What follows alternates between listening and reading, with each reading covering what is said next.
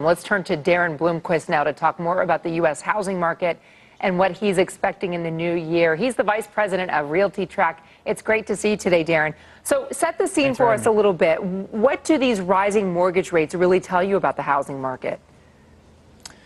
Well, they tell us that it's time for the housing market to stand on its own 2 feet and not have kind of some of the artificial supports we've seen over the last few years that have helped the housing market recover and recover more quickly, I think, than a lot of people anticipated. But the housing market is ready really to not necessarily have those artificial supports. One of those is low interest rates, and I think the housing market is ready.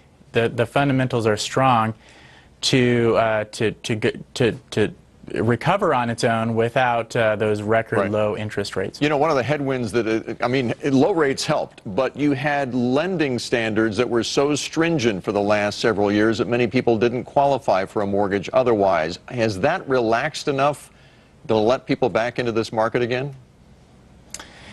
You know, I think it's slowly but surely relaxing, but of course we don't want it to relax too much because we'll repeat the mistakes we saw last time around.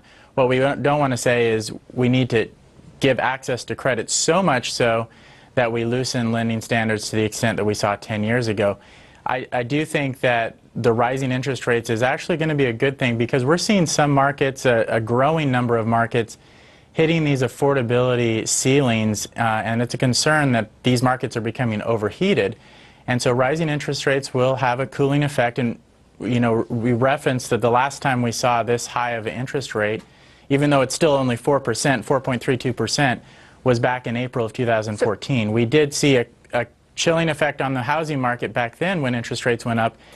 Right. And I think we'll see that again, but I consider that actually a good thing to keep these markets from becoming too overheated. You mentioned markets that are hitting an affordability ceiling. Can you be more specific? What cities are you looking at?